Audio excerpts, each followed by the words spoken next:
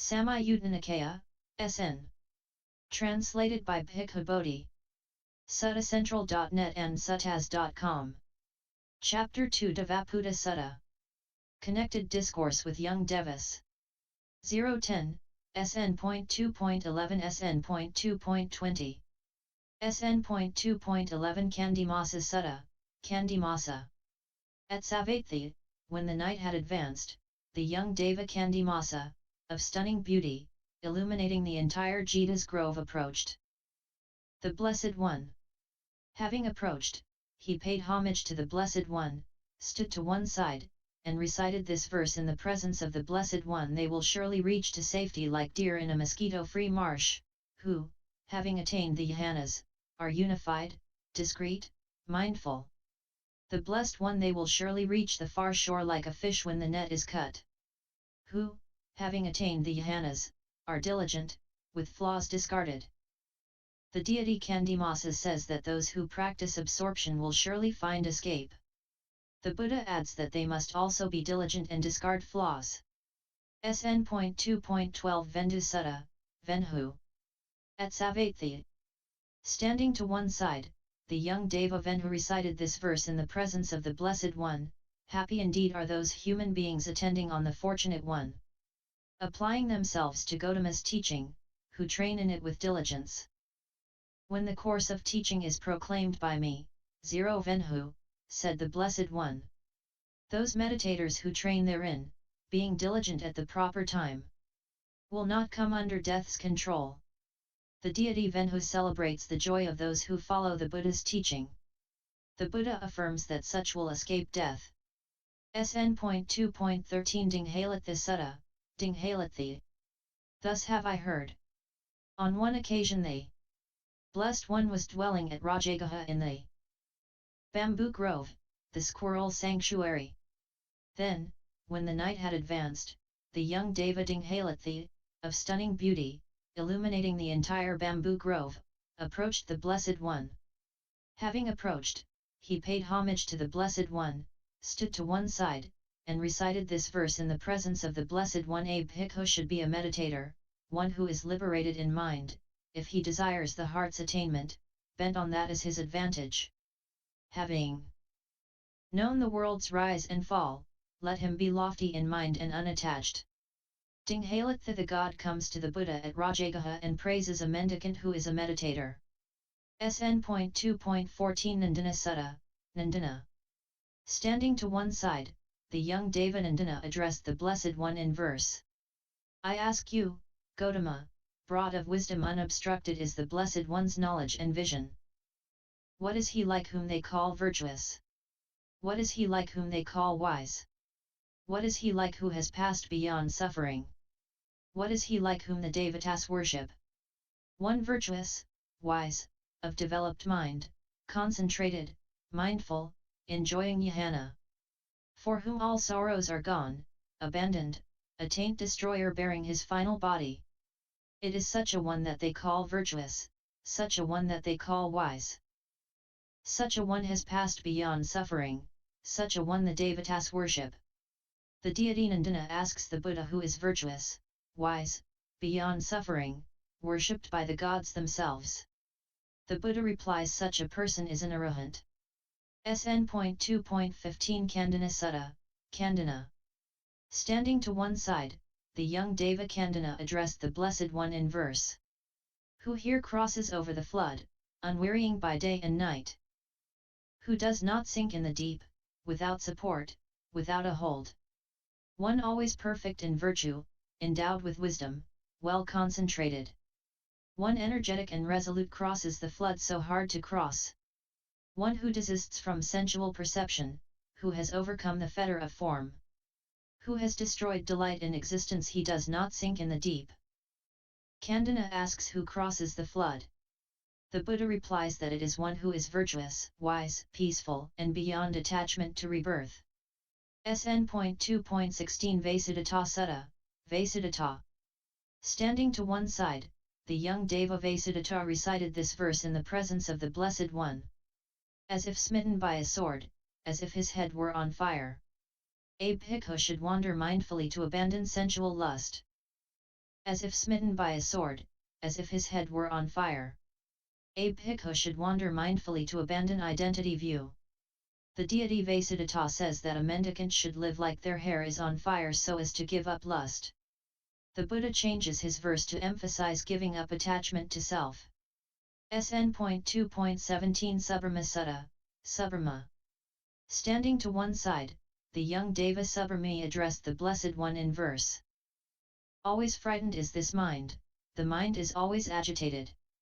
About unarisen problems and about arisen ones. If there exists release from fear, being asked, please declare it to me. Not apart from enlightenment and austerity, not apart from restraint of the sense faculties. Not apart from relinquishing all, do I see any safety for living beings. This is what the Blessed One said. The young Deva disappeared right there. Subbrahma the god asks for the escape from fear. The Buddha says there is no escape from fear without letting go of everything. SN.2.18 Kakudha Sutta, Kakudha. Thus have I heard. On one occasion the Blessed One was dwelling at Saketa in the Anjana Grove, the deer park. Then, when the night had advanced, the young Deva Kakudha, of stunning beauty, illuminating the entire Anjana Grove, approached the Blessed One. Having approached, he paid homage to the Blessed One, stood to one side, and said to him, do you delight, ascetic? Having gained what, friend? Then, ascetic, do you sorrow? What has been lost, friend? Then, ascetic, do you neither delight nor sorrow? Yes, friend. I hope that you are untroubled, bhikkhu. I hope no delight is found in you. I hope that when you sit all alone discontent doesn't spread over you. Truly, I'm untroubled, spirit, yet no delight is found in me. And when I'm sitting all alone, discontent doesn't spread over me. How are you untroubled, bhikkhu? How is no delight found in you? How come, when you sit all alone, discontent doesn't spread over you? Delight comes to one who is miserable, misery to one filled with delight. As a bhikkhu undelighted, untroubled, that's how you should know me, friend. After a long time at last I see a Brahmin who is fully quenched. A bhikkhu undelighted, untroubled, who has crossed over attachment to the world. At Saketa the god Kakudha asks the Buddha if he delights or sorrows. The Buddha replies that since he has no attachments he neither delights nor sorrows. SN.2.19 Uttara Sutta, Uttara. Setting at Rajagaha. Standing to one side, the young Deva Uttara recited this verse in the presence of the Blessed One. Life is swept along, short is the life span. No shelters exist for one who has reached old age. Seeing clearly this danger in death, one should do deeds of merit that bring happiness. Life is swept along, short is the life span. No shelters exist for one who has reached old age. Seeing clearly this danger in death, a seeker of peace should drop the world's bait. The god Uttara speaks of the transience of life, saying one should do good to be reborn in a happy future life. The Buddha replies that one should let go attachment. SN.2.20 Anathapindika Sutta, Anathapindika. Standing to one side, the young Deva Anathapindika recited these verses in the presence of the Blessed One. This indeed is that Jita's grove, the resort of the order of seers. Dwelled in by the Dhamma King, a place that gives me joy. Action, knowledge, righteousness, virtue, an excellent life. By this are mortals purified, not by clan or wealth. Therefore a person who is wise, out of regard for his own good, should carefully examine the Dhamma, thus he is purified in it. Sariputta truly is endowed with wisdom, with virtue and with inner peace. Even a bhikkhu who has gone beyond at best can only equal him. This is what the young Deva Anathapindika said. Having said this, he paid homage to the Blessed One and, keeping him on the right, he disappeared right there. Then, when the night had passed, the Blessed One addressed the bhikkhus thus, Bhikkhus, last night, when the night had advanced, a certain young deva approached me, and in my presence recited these verses. This indeed is that Jita's grove. At best can only equal him. This is what that young deva said. Having said this, he paid homage to me and, keeping me on the right, he disappeared right there. When this was said, the Venerable Ananda said to the Blessed One, Venerable Sir, that young deva must surely have been Anathapindika. For Anathapindika the householder had full confidence in the Venerable Sariputta. Good, good, Ananda. You have drawn the right inference by reasoning.